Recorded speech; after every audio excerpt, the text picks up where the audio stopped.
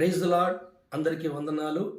మన ప్రభువైన క్రీస్తు నుండి కృపా సమాధానాలు మీకు కలుగునుగాక. ఆమేన్. సత్యదేవ మినిస్ట్రీస్ వారి ఛానల్లో ప్రసారమవుతున్న విశ్వ విజ్ఞాన వేద పాఠాలనే కార్యక్రమాన్ని చూస్తున్నటువంటి మరి క్రీస్తునందు దాసురాళ్లకు, సహోదరి సహోదరులకు, దేవుని పిల్లలందరికీ మా నిండు మనస్సుతో స్వాగతము, ఘన స్వాగతం పలుకుతున్నాం. మీరందరూ కూడా క్రీస్తు స్వరూపములోకి వచ్చుటకు, ఆయన రాకటకు సిద్ధపడుటకు ఈ సత్యపాఠాలను వెంబడించవలసిందిగా క్రీస్తు పేరిట వేడుకుంటున్నాను. మీ అందరికీ నా చిన్న విజ్ఞప్తి. మొదటిగా ఎవరైనా ఈ ఛానల్ సబ్స్క్రైబ్ చేసుకున్నట్లయితే సబ్స్క్రైబ్ చేసుకోండి. రెండవదిగా లైక్ కొట్టండి, మర్చిపోకండి. మూడవదిగా అనేకులకు షేర్ చేయండి. ఈ పాఠాలని అనేకులకు మీరు పరిచయం చేయడం ద్వారా మన ప్రభువైన క్రీస్తు నుండి ఈ పరిచర్య, ఈ సేవలో మీకు పాలుపంపులు దొరుకుతాయని మేము త్రికారణ శుద్ధిగా ప్రగాఢంగా విశ్వసిస్తున్నాం. రండి, నేరుగా లేఖన కాంతిలోకి మనము ప్రయాణం చేద్దాం, సత్యవాక్యాన్ని నేర్చుకుందాం.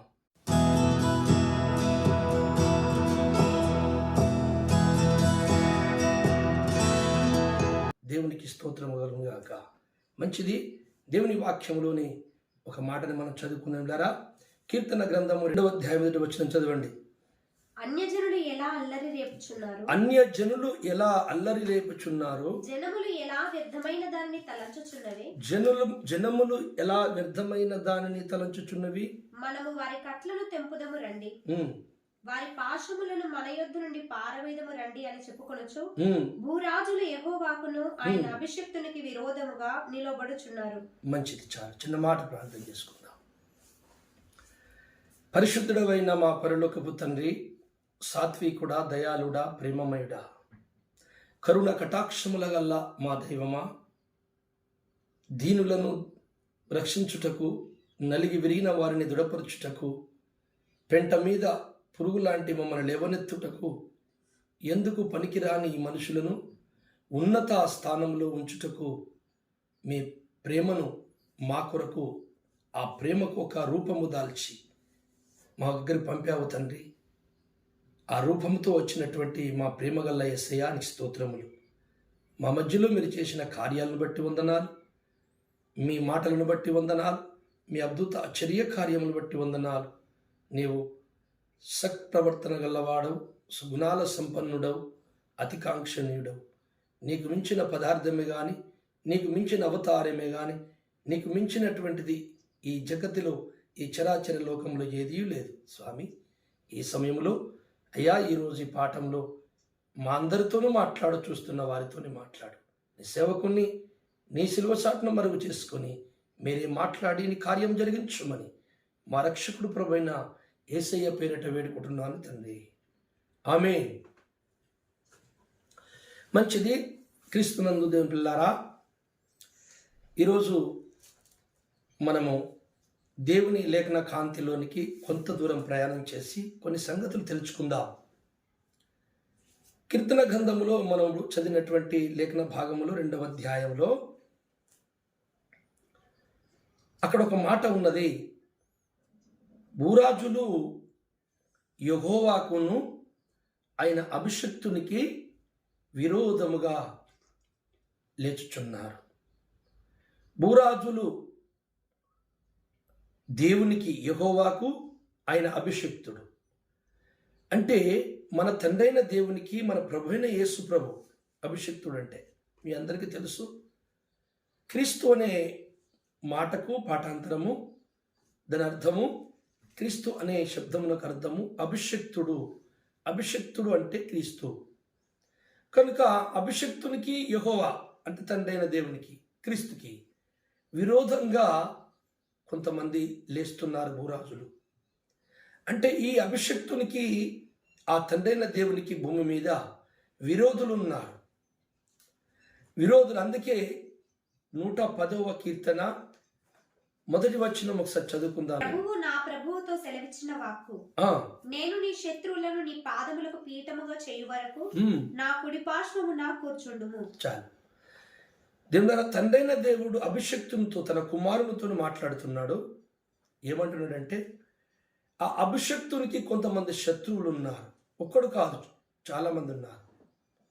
ఆ ఉన్నటువంటి శత్రువులందరినీ, ఎంతమంది శత్రువులు ఉన్నారో అభిషక్తుడనే ఈ క్రీస్తుకి, ఆ శత్రువులందరినీ తన పాదాల కింద పాదపీఠముగా చెయ్యు వరకు నువ్వు నా కుడిపార్శ్వంలో కూర్చో అని అభిషక్తునితో తండ్రైన దేవుడు మాట్లాడుతున్నాడు. అయితే భూమి మీద, ఆకాశ మండలములో, పాతాళములో, వాయుమండలములో చాలామంది శత్రువులు ఉన్నారు యేసయ్యకి. ఈ శత్రువులు మనం చూసినట్లయితే దేవుడరా, 2 రకాల శత్రువులు యేసయ్యకు ఉన్నారు. ఈ సంగతి మనం గుర్తుపెట్టుకోవాలి. 2 రకాల శత్రువు కాకుండా ఒక రకము శత్రువు అయితే యేసయ్యకు ఇంత శ్రమ ఉండకపో. వాడు 2 అవతారాలు ఎత్తాడు శత్రువు. అయితే 2 రకాల నుండి యేసయ్య యుద్ధం చేయాలి. నీవు నా కుడిపార్శ్వ, నీ శత్రువులందరినీ నీ పాదపీఠముగా చెయ్యి వరకు నా కుడిపార్శ్వను కూర్చోబాయ్ అని అంటున్నాడు. ఈ మాట ఎబ్రీ రాసిన పత్రికలో కూడా మనం చూస్తాం, మొదటి అధ్యాయంలోనే ఈ మాట అక్కడ కూడా ఉంటుంది. కీర్తనలో మాట ఎబ్రీ రాసిన పత్రికలో. శత్రువులందరినీ నాశనం చేస్తాడు. చివరిగా ఒక శత్రువు ఉంటాడు, లాస్ట్ శత్రువు. 1 కొరింథీ 15:25 ఒకసారి చదవండి. ఎందుకనగా తన శత్రువులనందరినీ తన పాదముల క్రింద ఉంచు వరకు ఆయన రాజ్య పరిపాలన చేయుచుండవలెను. కడపట నశింపజేయబడు శత్రువు మరణం. బస్. అంటే ఎంతో మంది శత్రువులు యేసయ్యకున్నారు. చాలా మంది శత్రువులు యేసయ్యకున్నారు. అందులో వాళ్ళందరినీ నశింపజేస్తూ వస్తున్నటువంటి పనిలో చివరిగా మిగిలిపోయిన శత్రువు ఎవరు? మరణం. చూసారా? ఈ మరణము మొదట ఈ సృష్టిలో ఒక మనిషిని పాపము ద్వారా ఈ లోకంలోనికి ఏమొచ్చాను? మరణం వచ్చింది. చివరిగా పోయేది, చివరి శత్రువు మరణం అవుతుంది. ఈ మరణం యొక్క బలము గల్లవాడు సాతాను. అంటే ప్రథమమైనటువంటి మొట్టమొదటి లూసిఫర్ అన్నమాట. దేవుళ్ళరా, మనం చాలా జాగ్రత్తగా ఆలోచించినట్లయితే ఈ శత్రువులు యేసయ్యకు చాలా మంది ఉన్నారు. నేను ఈరోజు ఈ పాఠంలో ఒక విషయం చెప్పడానికి నేను ఈ మాటను చదివించాను. జాగ్రత్తగా వినండి.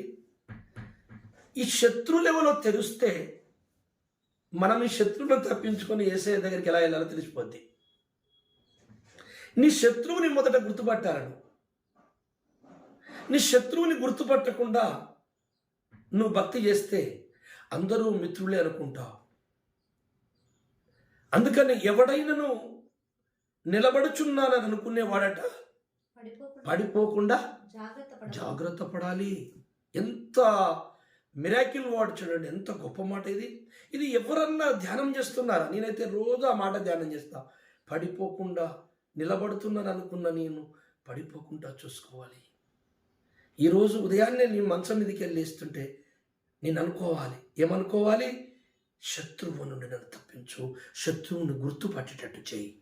వాని అగ్ని బాణములు ఎన్ని వైపుల నుంచి నా మీద దాడి చేస్తాయో వాటిని నేను గుర్తుపట్టాలి. ప్రభువా, నాకు సాయం చేయి. ఇది ప్రతి క్రైస్తవుడు ఉదయాన్నే మంచం మీదకి లేస్తూ మొట్టమొదటి మాట ఇదే పెద్ద ప్రార్థన. నన్ను శత్రువు నుంచి తప్పించు, శత్రువుడి కుయుక్తు నుంచి తప్పించు, శత్రువు వలలో పడకుండా తప్పించు, శత్రువుని గుర్తుపట్టే జ్ఞానమే సరిపోతుంది. ఇక రక్షణ కాపాడుతున్నట్టే. శత్రువు నుంచి తప్పించుకున్నవి మిత్రుని దగ్గరనే ఉంటావు కదా. ఇక ఆ మిత్రుడు, ఆ విశ్వానికి మిత్రుడు, విశ్వమిత్రుడు యేసు కాదా? జాగ్రత్తగా ఆలోచించండి కదా. శత్రువే మనకు ప్రమాదకరం. శత్రువు గుణములు అర్థము కావు. ఎందుకు ప్రమాదం అంటే నీకు అర్థము కావు. మిత్రుడు అనుకుంటావు, మంచి అనుకుంటావు, పనులన్నీ నీకు వచ్చే ప్రేరేపణ అంతా దైవంది అనుకుంటావు. దయ్యముది అర్థం కాదు. మన తలకాయలో, మట్టి తలకాయలో పుట్టే ప్రతి ఆలోచన దైవ శాసనము కాదు. అనేక సాతాను ప్రేరేపణలు మనలోనికి వస్తుంటాయి. దావీదుకే వచ్చినాయి. ఇశ్రాయేలును లెక్కించుమని సాతాను ప్రేరేపించిండట. అసలు ఇశ్రాయేలు లెక్క పెట్టద్దు, లెక్క పెట్టాడనుకో కీడు వచ్చేస్తుంది దేవుని ఉగ్రతాన్ని మీదకి, దేశం మీదకి. అలా కీడు వచ్చి నాశనం కావాలని ఇశ్రాయేలు జనమంతును లెక్క పెట్టమని ప్రేరేపణ వచ్చిందట దావీదుకి. తర్వాత దేవదూత వచ్చి సంహరిస్తుంటే సాగిలపడి క్షమించయ్యా, చంపేదేదో నన్ను చంపు, పాపం అమాయక ప్రజలు నన్ను చంపుతావు, తప్పు చేసిన నేనని దావీదు యథార్థవంతుడు కనుక సాగిలపడి ప్రార్థన చేస్తే దేవుని కోపం చల్లగా అయిపోయింది. దేవుళ్ళరా, యథార్థత లేని మనుషులైతే మొత్తానికి నాశనం అయిపోతారు. వాళ్ళు వారిని నమ్ముకున్న వాళ్ళందరూ చాలా జాగ్రత్తగా ఉండాలి. శత్రువు నీ కుటుంబము నుంచి విసురుతున్నాడా, నీ బంధువు నుంచి ఆయుధం విసురుతున్నాడా, శత్రువు నీ ఆలోచనలోకి ప్రపంచంలోకి ఆయుధం విసురుతున్నాడా, నీ తలంపుల్లో విసురుతున్నాడా, నీ పని దగ్గర విసురుతున్నాడా, నీ ఆఫీసులో విసురుతున్నాడా, నీ స్నేహితుని ద్వారా వస్తుందా, ఎట్నుంచి ప్రమాదం వస్తుందని రక్షణకి కాపాడుకో. 2 రకాల శత్రువులు ఉన్నారు యేసయ్యకి. ఒకటి కనపడే శత్రువు, రెండవది కనపడని శత్రువులు. దృశ్యమైన శత్రువులు, అదృశ్యమైన శత్రువులు. పౌలు అంటాడు, మేము దృశ్యమైన వాటినే కాక అదృశ్యమైన వాటిని మేము నిదానించి చూచుచున్నాము. ఈ కనపడుతున్న ఈ దృశ్య ప్రపంచము, కనపడుతున్న ఈ పదార్థము అదృశ్య పదార్థము నుండి కలిగినది అని హెబ్రీ రాసిన పత్రిక చదువుకుంటా. అంటే దృశ్య ప్రపంచము, అదృశ్య ప్రపంచము, దృశ్య పదార్థము, అదృశ్య పదార్థము, దృశ్య శక్తులు, అదృశ్య శక్తులు రెండు ఉన్నారు. ఈ భేదము తెలియకుండా మనము భక్తి ప్రయాణము సాగిస్తే సాతాను ఈజీగా మనల్ని మోసం చేస్తాడు. నా స్నేహితులారా, జాగ్రత్త.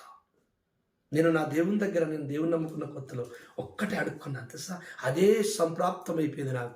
అయ్యా, శత్రువులని అబద్ధపు బోధనను గుర్తుపెట్టే జ్ఞానం ఇయ్యన్నానండి. అప్పుడు ఏం తెలియదు, ఇంకా నాకు బైబుల్ తెలియదు, ఏం తెలియదు. ఎందుకు అట్లా వచ్చింది ప్రార్థన. ఆ ప్రార్థన కూడా ఆయనే పుట్టించుండో ఏమో. అదే నాకు సంప్రాప్తం. దాని మీదే నా భక్తి దృష్టి నిలిచిపోయింది. మహా అఖండ జ్యోతి నా హృదయంలో వెలిగింది. అట్టేనే గుర్తుపట్టేస్తున్నా, ఎందుకంటే దేవుడి సహాయం ఉంది. దేవుడు నాకు నేర్పించిన దాన్ని లక్షల మంది వచ్చి దాన్ని తప్పు చూపిద్దామన్నా నేను అస్సలు ఒప్పుకొని బైబిల్కే చూపించమంట. మీ జనరల్ బయట మనుష్య జ్ఞానముతో నన్ను ఒప్పించడం అనేది ఈ భూప్రపంచంలో జరగదు. నేను ఒప్పుకోను. బైబిల్ కావాలి.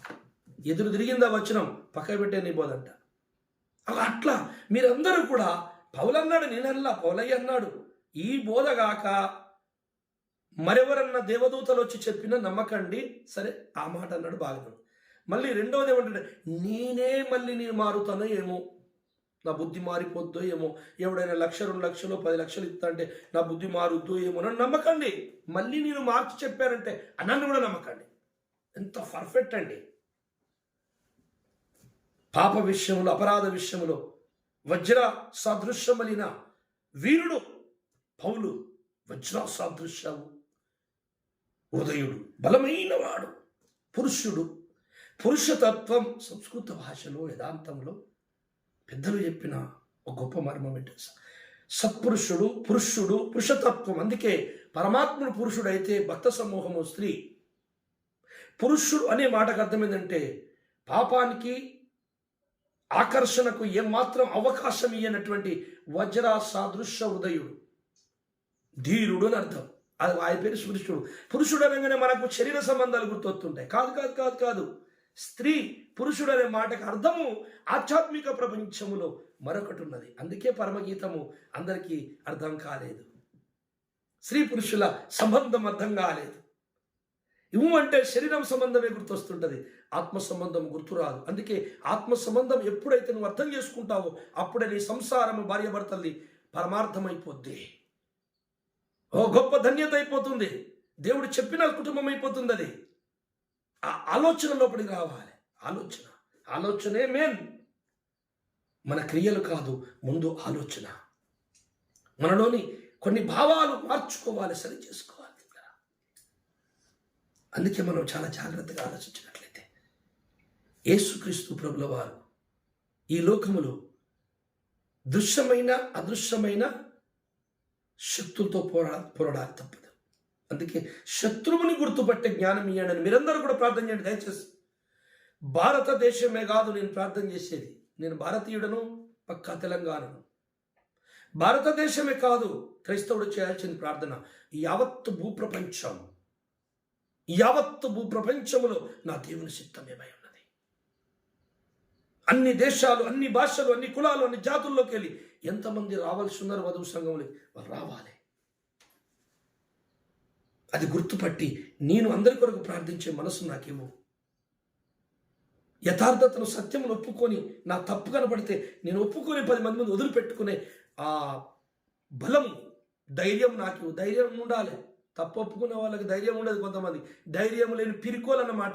తన తప్పు ఒప్పుకొని వదిలిపెట్టని వాడు పిరికివాడు దేవుని రాజ్యంలో ఉండడు. అంటే వాళ్ళు ఏమనుకుంటున్నారు? పిరికోలంటే అదేంటిదో అనుకుంటున్నారు. పిరికోలంటే ఇదే. పిరికి వాళ్ళు దేవుని రాజ్యంలో ఉన్న మాట, పిరికి వాళ్ళ సంగతి మాత్రం మాట్లాడుతున్నాను. పిరికోళ్ళు ఎవరు? తన తప్పును శాతగాని వాడు. నా పరువు పోతుందేమో, ఎవరైనా అనుకుంటారేమో, నా కిరీటం పడిపోద్దేమో, ఈగో, పెద్దరికం మట్టిపోచిపోని ఏసయ్య మెచ్చుకున్నాడు కావాలి. నాకు తప్పైపోయింది బ్రదర్, నేను ఎన్ని రోజులు ఇట్లా బోధించాను, ఇట్లా మాట్లాడాను, నాకు తప్పైపోయింది, నన్ను క్షమించు, ఈ రోజు నుంచి ఇదే నేర్చుకుంటున్నా, అందరికీ ప్రకటిస్తున్నాను. నువ్వు జక్కయ్య వలె మాట్లాడగలవా? జక్కయ్యకు ఇక పరువు బిరువు కూర్చునయ్య ఏసయ్య ఇంట్లోకి వచ్చేసిండు. నేను పాపిని, నేను దోసుకున్న వాళ్ళకి అందరికీ మళ్ళీ 2 అంతలు ఇచ్చేస్తా, ఈ రోజు నుంచి ఏసయ్య బిడ్డను, నా సొమ్ము అయినా మంచిదే, నాకు ఆస్తులు లేకున్నా మంచిదే, ఏసయ్య వచ్చిండు చాలు, నాకు భాగ్యం వచ్చేసింది, నేను ధన్యుడిని అయిపోయాను. ఈ పాపిని దేవుడు క్షమిస్తాడా? అందుకే యేసు ప్రభుల వారికి 2 రకాల శత్రువులు, ఒకటి కనపడే శత్రువు, కనపడని శత్రువు. అయితే కనపడని శత్రువుల మీద యుద్ధం చేయాలి, కనపడే శత్రువుల మీద కూడా యుద్ధం చేయాలి. అందుకే పరమాత్మునికి ఈ లోకంలో నరవతారం ఎత్తవలసి వచ్చింది. ఎబ్రీ రాసిన పత్రిక 10వ అధ్యాయము 5వ వచనం ఒకసారి చదువుకుందాం. కాబట్టి ఆయన ఈ లోకమందు ప్రవేశించున్నప్పుడు ఇలాగూ చెప్పుచున్నాడు, బలియు అర్పణయు నీవు కోరలేదు గాని నాకొక శరీరము అమర్చితివి, పూర్ణ హోమములను పాప పరిహారార్థ బలులను నీకిష్టమైనవి కావు. అప్పుడు నేను గ్రంథపు చుట్టలో నన్ను గూర్చి వ్రాయబడిన ప్రకారము, దేవా నీ చిత్తము నెరవేర్చుటకు ఇదిగో నేను వచ్చి ఉన్నానంటిని. అదృశ్య శక్తులైన సైతాన్లు దృశ్యమైనటువంటి మనుషుల్లో దూరారు. అసలు రహస్యం ఇది. కనుక యేసయ్యకు 2 ప్రాబ్లమ్స్ అయినాయి. ఒకటి, అదృశ్య ప్రపంచంలో ఉన్న శత్రువుల మీద దాడి చేయాలి, దృశ్య ప్రపంచపు శత్రువుల మీద దాడి చేయాలి. వీళ్ళిద్దరిని సంహరించాలి, నా బిడ్డల్ని కాపాడుకోవాలి. అంటే దేవుడు కూడా అదృశ్యుడైనటువంటి కనపడని దేవుడు కనపడే ఆకారంలోకి రావాలి. ఈ అదృశ్యమైనటువంటి సాతానుడు నాశనం చేయడానికి, ఈ మనకు కనపడకుండా మన మీద దాడి చేస్తున్న వాడిని మనం గెలవడాలంటే ఆ అదృశ్యుడైన దేవుడు దిగి రావాలి. వీడు ఏ మనుషులను ఆవరించి మన మీద దాడి చేస్తున్నాడో, ఏ రాక్షస సంతానాన్ని కన్నాడో, ఏ నెఫిరీలని, ఆ రోజు నెఫిరీలు తాడి చెట్టు ఎత్తు ఉండేవాళ్ళు 70 అడుగులు. ఇప్పుడు ఆ తాడి చెట్టు ఎత్తు ఆకారాలు లేవు, కానీ నెఫిరీలు ఉన్నారు. 5 అడుగుల నెఫిరీలు, 5.5 అడుగుల నెఫిరీలు, 6 అడుగుల నెఫిరీలు ఉన్నారు. ఆకారాలు చిన్నగా అయినాయి కానీ నెఫిరీలు పోలే. సర్ప సంతానమా అన్నాడందుకే, సర్పముల్లారా అన్నాడందుకే, మీ తండ్రి అపవాది కోరికలే మీరు నెరవేర్చెదరు. కనుక ఇప్పుడు మనుషుల ఆకారంలో కనపడుతున్నారు దృశ్య శక్తులు. వీరి మీద వారి మీద దాడి కావాలంటే పరమాత్ముడు దృశ్య రూపంలోకి రావాలి. అదృశ్యుడు దృశ్య రూపంలోకి వచ్చి ఒక యజ్ఞం చేయాలి. శత్రువుల కొరకు, శత్రువులందరినీ నాశనము చేయుటకు ఒక యజ్ఞము జరిగితే ఆ యజ్ఞ ఫలితమే తన పిల్లలందరి శత్రువుల నుంచి తప్పించవచ్చు, శత్రువులను సంహరించవచ్చు. అందుకే తండ్రి, మీరు బలులను అర్పణలు కోరలేదు, నాకు ఒక శరీరమును అమర్చితివి అంటున్నాడు యేసయ్య ఈ లోకంలో ప్రవేశించేటప్పుడు. అంటే నాకు శరీరము అమర్చినవు. ఏ శరీరము? అదృశ్యుడైన నీవు. ప్రభు ఒక్కోసారి అంటాడు, తండ్రి, లోకము పుట్టక మునుపు నీ యొద్ద నాకే మహిమ ఉండెనో, తండ్రి ఆ మహిమతో నన్ను మళ్ళీ మహిమపరచు. అంటే మహిమస్వరూపుడైనటువంటి పరమాత్ముడు దృశ్య రూపములకు వచ్చిన దాన్ని వర్ణిస్తున్నాడు. ఏమంటున్నాడంటే, నాకు ఒక శరీరము అమర్చితివి. నువ్వు బలులు హోమములు కోరలేదు, ఉన్న హోమములు. బలులు మరి ఎందుకు మోషే ద్వారా బలి అర్పించమని చెప్పాడు కదా. మనుషులు అర్పించే బలి శాశ్వతము కాదు, అది సాదృశ్యము. కనుక వాటి చేత మానవులను పరిపూర్ణ చేయటానికి నువ్వు కోరుకోలేదు, కానీ నాకు ఒక శరీరం ఇచ్చితివి, ఈ అదృశ్యుడైన నాకు దృశ్యమైన శరీరం ఒకటి ఇచ్చినావు. ఎందుకంటే ఈ దృశ్య ప్రపంచంలో నీ పిల్లల్ని కాపాడటానికి నాకు ఇచ్చిన ఈ శరీరమే ఉపయోగపడుతుంది. నీతిమంతుల శరీరం నలగగొట్టబడి, శిలువ మీద నలగగొట్టబడి మరణించి తిరిగి లేస్తే 2 శత్రువుల మీదకి వెళ్తాడు యేసయ్య. ఒకటి దృశ్యమైన వారు, రెండోది అదృశ్యమైన వారు. వారి చేతుల్లో ఉన్న తన బిడ్డలందరినీ విడిపించుకోగలడు. అందుకనే తిన్నారా, ఆయనకు మనుషులు అర్పించే బలులు ఇష్టము లేదు, ఆ బలులు దేవుడు కోరిక లేదు, ఆ బలుల ద్వారా శత్రువుని చంపాలని నిర్ణయించలేదు, ఆ బలుల ద్వారా తన పిల్లల్ని రక్షించాలని నిర్ణయించలేదు. యేసుక్రీస్తు అనే తన కుమారునికి ఒక శరీరం దాల్చబోతున్నాడు. ఆ దాల్చిన రోజున ఆ శరీరం మీద తన ప్రజల పాపాలు వేసి శిక్షించి, యేసయ్య శరీరం మీద మన పాపాలు శిక్షింపబడ్డాయి. చాలామంది అనుకుంటారు మన పాపాలు ఉచితంగా క్షమింపబడ్డాయి కదా, ఊరికనే పోయినాయి, గాలి కొట్టుకపోయినాయి, యేసయ్య నమ్ముకోగానే ఎవరేం బాధపడలేదులే, దేవుడు ఉప్పు అంటూ చేస్తే వెళ్ళిపోయినాయి. ఒక సోదరుడు అన్నాడు, పాపముల కొరకు యేసును నమ్ముకో సోదరుడా, యేసు రక్తమే మీ పాపాలు క్షమించే అవకాశం ఉంది, వేరే మార్గం లేదని నేను స్వార్థ చేసినప్పుడు నా స్నేహితుడే ఆయన బ్రాహ్మణ సోదరుడు, అంతకుముందు నేను దేవుని నమ్మకం ముందు నా బ్రాహ్మణ సోదరుడు, మంచి స్నేహితుడు, రాజగోపాల నుంచి స్నేహితుడు. అతడు ఏమన్నాడంటే, బ్రదర్, పాపాలు రక్తం బిక్తం అవసరం లేదు, చెట్టు మీద పక్షులు చప్పట్లు కొడితే లేచి వెళ్ళిపోతాయి, అలాగా మన మంత్రాల ద్వారా మన మీద ఉన్న పాపాలు లేచిపోతే శుద్ధి చేసుకోవచ్చు అన్నాడు. దేవుళ్ళారా, అసంభవం. మన పెయ్యి మీద ఆలినే ఏమన్నావి, కాల్చడానికి నా శరీరం ఇచ్చి బూడిద చేసిన నా పాపాలు బావన్నాడు పౌలు. అది ఆత్మకు పట్టినవి. కనుక మన పాపముల కొరకు ఈ లోక సంబంధమైన ఏ బలి పనికి రాదు, దేవునికి తెలుసు.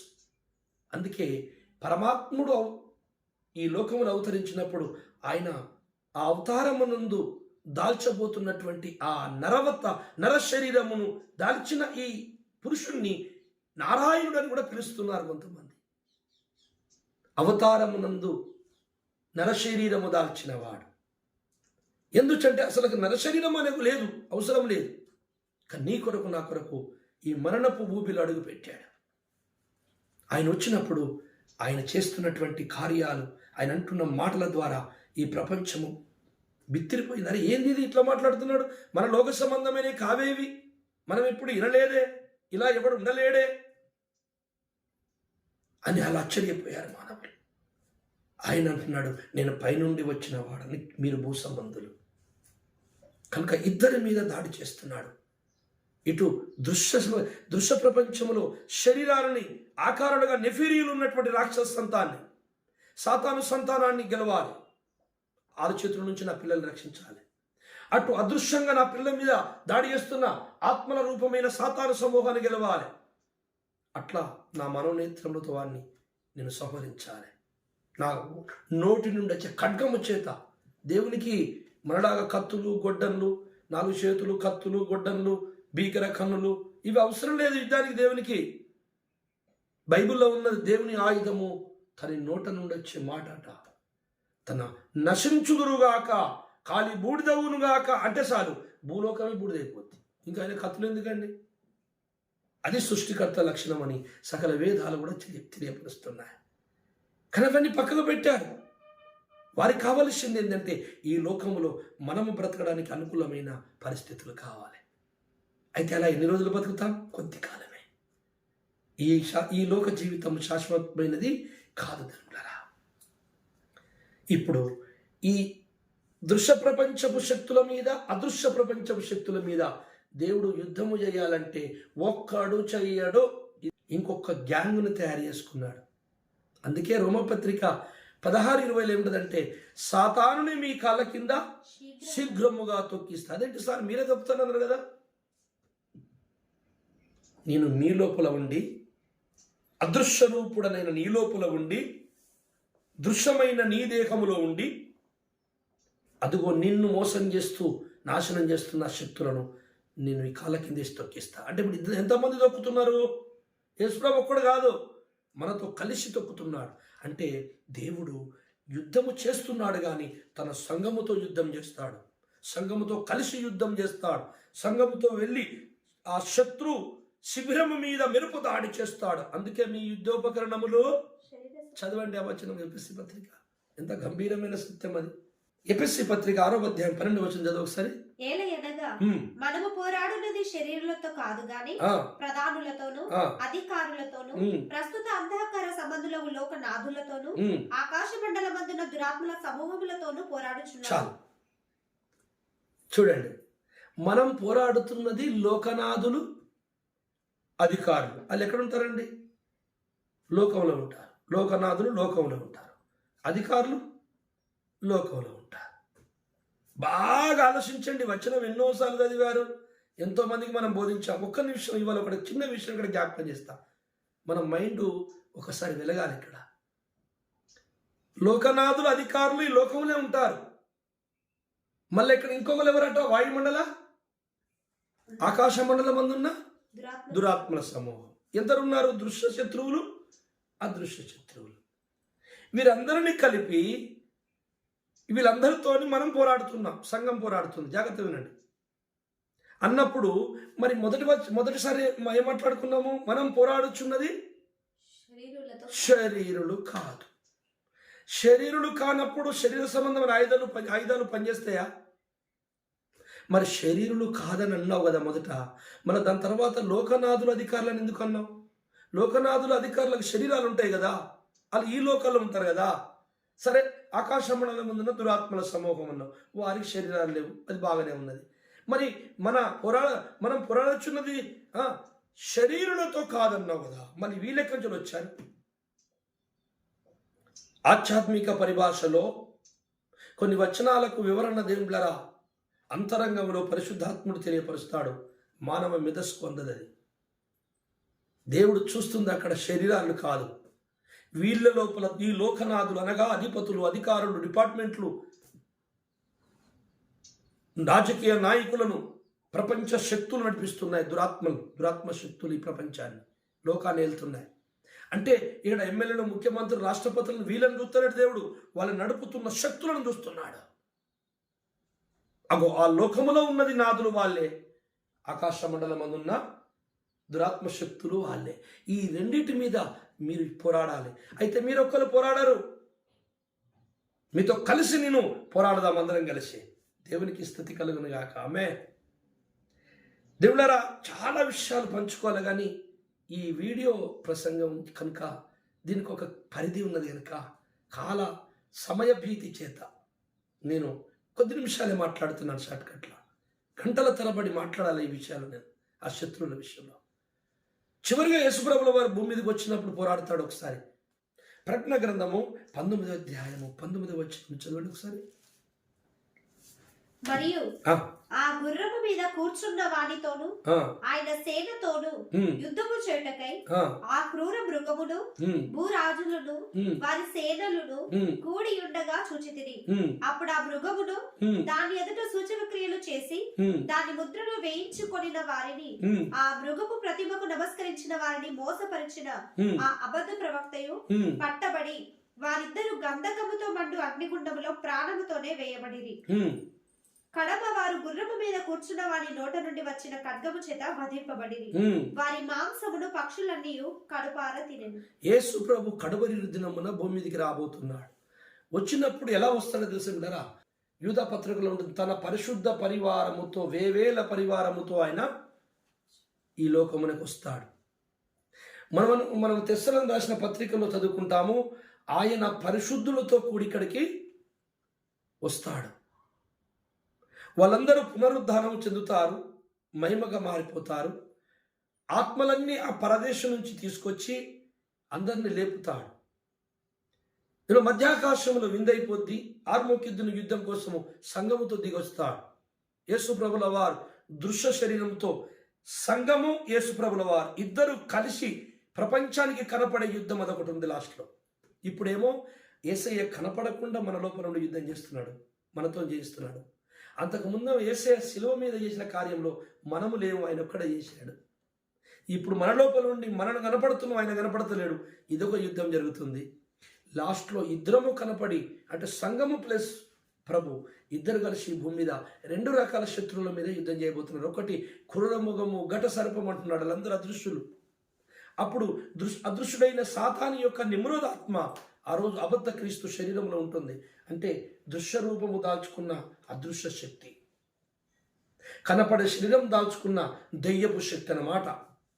సో కనపడేటువంటి శరీరంతో కనపడుతున్న ఆ అదృశ్యుడైన పరమాత్ముడు తన సంఘం కలిసి సాతాను వారి సమూహం మీద, వాని సంఘం మీద యుద్ధం చేయబోతున్నారు. అందుకే మన యుద్ధోపకరణములు శరీర సంబంధమైన కాదన్న తర్వాత కూడా లోకనాథులు అధిపతులను ఎందుకు అన్నాడు అంటే, దేవులారా, దృశ్యమైనవి దేహాలలో అదృశ్య శక్తులు దూరుతున్నాయి. అందుకే ఇప్పుడు దేవునికి బలి అవసరం వచ్చింది. హెబ్రీ రాసిన పత్రిక 10:12 ఒకసారి చదవండి. ఈయన అయితే పాపముల నిమిత్తమై సదాకాలం నిలుచు ఒక్క బలిని అర్పించి అప్పటి నుండి తన శత్రువులు తన పాదములకు పాదపీఠముగా చేయబడి వరకు కనిపెట్టుచు దేవుని కుడిపార్శ్వమున ఆసీనుడాయెను. తన శత్రువులను తన కాళ్ళ కింద పాదపీఠం చేయ వరకు ఏం జరగాలి? మొదట బలి అర్పించాలి. బలి అర్పించిన తర్వాత పోయి ఎక్కడ కూర్చున్నాడు? తండ్రి కుడి పార్శ్వమున. ఎందుకు కూర్చున్నాడు? నేను బలి అర్పించి వచ్చాను, నా శత్రువులందరూ నా పాదపీఠం అయ్యే వరకు నేను కూర్చుంటాను. అయ్యో, నువ్వు ఈడ కూర్చుంటా, అక్కడ కూడా చేయారండి. నువ్వు వెళ్ళి అక్కడ తండ్రి పక్కన కూర్చుకొని ఇక్కడ శత్రువులందరూ పాదపీఠం అవుతారు, అది ఎవరు చేస్తారు పని? ప్రభు కాదు అక్కడ ఉన్నది, అక్కడ సంఘానికి అప్పచెప్పాడు పని. అయ్యా, సంఘం పోళ్ళకి ఆ మనుషులు కదా సార్, వాళ్ళు ఎక్కడ వాళ్ళకి దగ్గు పరిశ్రమత్తులు తగ్గించుకోలేరు, జ్వరం అత్తే గిలగిల కొట్టుకుంటారు. గాళ్ళు కనపడని దెయ్యాల మీద పోరాడతారండి. భలేవాళ్ళు భలే చెప్తున్నారు మీరు. నో నో నో నో, సదాకాలం నేను నీతో ఉంటాను అంటే అర్థము సత్యస్వరూపుడు, ధర్మస్వరూపుడు, నీతి స్వరూపుడు, పరిశుద్ధాత్ముడు. దేన్ని తెలుసుకుంటే సమస్తము తెలియపరచబడతదో అదే ఈ సృష్టికి మూల పదార్థమైన ఆత్మ. ఆది కాండములో జలములపై ఆత్మ అల్లాడెను. ఆత్మతో ప్రారంభించాడు, బిగినింగ్ పాయింట్. వాక్కుని ప్రతిష్ఠించాలన్నా, పరమాత్మ సిద్ధం నెరవేరాలన్నా, సంఘము కట్టబడాలన్నా, మనిషి మారు మనసు పొందాలన్నా, నీతిగా మారాలన్నా ఈ ఆత్మను తీసుకెళ్ళి అక్కడ పొదగాలి. పరిశుద్ధాత్ముడు అక్కడ ఉన్నాడు సంఘంలో. ఆ స్వామి పనిచేస్తున్నాడు. ఆయన కనపడకుండా ఉంటాడు కానీ అనేకమైన కనపడే కార్యాలు చేస్తాడు. మహాశక్తివంతుడు. ఆయన పనిచేస్తాడు సంఘం నుండి. అందరినీ, నా శత్రువులందరినీ తీసుకొచ్చి నా కాలపాదపీఠ చేసేస్తాడు. నేను ఇక్కడే కూర్చుంటాను. అప్పటి వరకు జాగ్రత్త వినాలి. యేసు ప్రభు ఒక రోజు వచ్చి ఈ భూమి మీదకి వచ్చినప్పుడు ఉండాల కడపట శత్రువులందరినీ తీసుకెళ్ళి, పరిశుద్ధాత్ముడు, సంఘము, యేసు ప్రభు అందరూ కలిసి చివరి యుద్ధం ఒకటి ఉంది. ఆ యుద్ధములో తీసుకుపోయి శత్రు సైన్యముని మన శిబిరాన్ని బంధించి అగ్ని గంధకంలో పడేసే రోజు రాబోతుంది. ఇప్పుడు చూడండి, మీరు శత్రువు ఎవరో మీరు గుర్తుపట్టాలి. ఇప్పుడుగా శత్రువు గుర్తు లేకుండా, ఏది అబద్ధ బోధ గుర్తు లేకుండా, ఏది అబద్ధమో తెలియకుండా నువ్వు బైబిల్ పట్టుకొని భక్తి చేస్తే మోసపోయే అవకాశం ఉంది. ఎందుకంటే సాతాను యొక్క కొయుక్తులు అవి అనేకములు. మిమ్మల్ని సులువుగా అన్నాడు అంటే తెలియకుండా నీవే పాపంలో పడేస్తాడు. నేను అది మంచి మంచి మంచి యేసులో ఉన్నాను నాకంటే నీతిమంతుడు లేడు అని భ్రమపరిచే ఆత్మ నీ లోపల ఉంటాయి. జాగ్రత్త స్నేహితులారా, ఇలాగ అనేక సత్యాలను మనం నేర్చుకోవాలి. యేసయ్య రాకడ సిద్ధమైంది. కొంతకాలంలో సూచనలు నెరవేరబోతున్నాయి. నేను అనుకుంటున్నాను, మనం ఉండగానే యేసయ్యను చూస్తాము ఏమో అని అనిపిస్తుంది నాకు. ఒకవేళ అయితే అయి ఉండొచ్చు. అలాగే అనుకొని సిద్ధపడితే ఏమైనా తప్ప? యేసు త్వరలోనే రాబోతున్నాడని నా బుద్ధులు మార్చుకొని నేను మంచిగా మారితే ఏమైనా నష్టం జరుగుతుందా? ఇంకొక 200-300 కత్తడులే అని పర్లేదని నేను పాపాలు చెప్తే ఏమైనా లాభం వస్తుందా? సిద్ధపడండి అనుక్షణం. ఏ తరము వారు ఆ తరము వారికి దేవుడు ఆజ్ఞాపిస్తున్నాడు, త్వరగా రానే ఉన్నాను.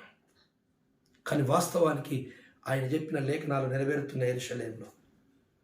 ఇంకొక కొంతకాలము యుద్ధం జరుగుతుంది, 2-3 యుద్ధాలు జరుగుతాయి.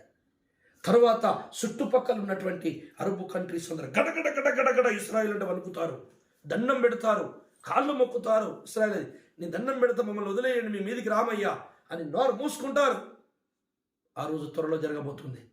అప్పుడు ఇశ్రాయేలు నిర్భయముగా, ఏ భయము లేకుండా వాళ్ళకి చాలా ఆనందంగా మందిరం కట్టుకొని మోషే ధర్మశాస్త్రము బలులను అర్పించుకుంటూ హాయిగా ఉండే కాలం ఒకటి రాబోతుంది త్వరలో. అప్పుడు వీళ్ళు లోపల ఈ శత్రువులు దండం పెట్టారు కానీ యథార్థము కాదు, కుళ్ళు పెట్టుకొని అందరూ ఒకటై తెలియకుండా దండెత్తపోయే రోజు ఒకటి రాబోతుంది. ఆ దండెత్తినప్పుడు ఇశ్రాయేలు ఖడ్గం పట్టరు, యుద్ధము చేయరు. కొండలలో దేవుడే యెహోవా దేవుడు కల్పించుకొని హెజ్కేలు గ్రంథం 38వ అధ్యాయం 19వ అధ్యాయంలోని సంగతులు జరుగుతాయి. వారికి వారే పొడుచుకొని చస్తారు. దేవుడు ప్రకృతి ఆయుధములను ఉపయోగిస్తాడు.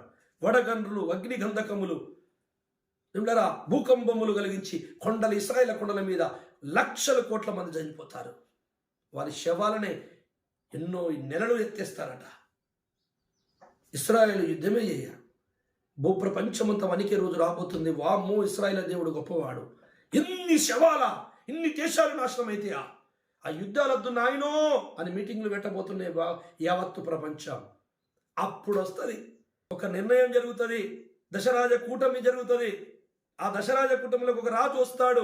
వాడు కుయుక్తి పరుడే, వాడిని పక్కకు దొబ్బుతాడు, వాడిని చంపేస్తారు. వారి లోపల నిమ్రోధ ఆత్మ వస్తుంది. వాడు 3 రోజులు తిరిగి లేస్తాడు. నేనే క్రీస్తుని అంటాడు, నేనే సర్వం అంటాడు, నేనే కొత్త దేవుని తీసుకొచ్చి పెడతాడు. వాని పేరు అబద్ధ క్రీస్తు. 666 ముద్ర పట్టుకొస్తాడు. ప్రపంచం అంతా ఏలబోతున్నాడు. ఏక ప్రభుత్వం, ఏక కరెన్సీ రాబోతుంది. ఇవన్నీ నమ్మి ముందుగానే సిద్ధపడ్డవాడు ధన్యుడు. యేసయ్య కొరకు ప్రాణాలను పెట్టండి, సిద్ధమవ్వండి. పరలోకంలో ఉంటాం, లేకపోతే యుగ యుగాల నరకంలో ఉంటాం. యేసయ్య ఊరుకోడు, తన శత్రువులను బంధిస్తాడు. యేసయ్యకు చాలా శత్రువులు ఉన్నారు. వాళ్ళందరినీ సహనించేదాకా ఈ సృష్టిని తీయడు. మొత్తం ఊడిచేస్తాడు. విశ్వంలో శత్రువు ఉండనే ఉండద్దు. శత్రువు లేని, మరణము లేని నూతన ప్రపంచములు కేర్మని ఉనికిలోకి రాబోతున్నాయి. అందులో మనందరము పట్టపురానిగా యేసయ్యతో ఉండబోతున్నా. కనుక మీరందరూ కూడా సిద్ధపడవలసిందిగా యేసు పేరిట కోరుతూ ఈ సందేశాన్ని మీ హృదయంలో దేవుడు భద్రపరిచి ఫలింపచేయునుగాక ప్రార్థన చేసుకుందాం.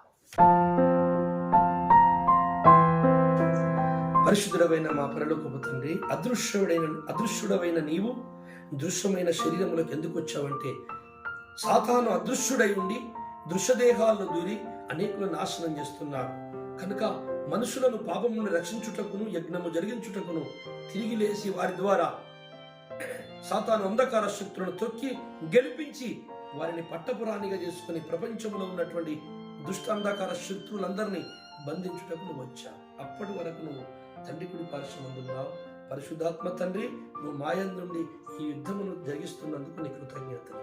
ఈ సంగతులు నా దేశమే కాదు, అన్ని దేశాల క్రైస్తవులు గుర్తుపట్టటకు సహాయం చేయి ప్రభా. శత్రువులను గుర్తుపట్టాలి. మొదట నువ్వు ఎలాగో దొరుకుతావు, నువ్వు మా దగ్గరే ఉంటావు, నువ్వు మమ్మల్ని వదిలిపెట్టావు. శత్రువుని గుర్తుపట్టే జ్ఞానం అందరికీ దయచేయండి. శత్రువు మీద మాకు విజయము ప్రసాదించండి తండ్రి. వందనాలు, స్తోత్రము. ఈ సందేశం అందరి హృదయములో, మా హృదయములో ఫలింపచేయమని మా రక్షకుడు ప్రభువైన యేసు పేరిట ప్రార్థిస్తున్నాను తండ్రి. ఆమేన్. అందరికీ వందనాలు. Praise the lord. దేవుడు మిమ్మల్ని దీవించును గాక.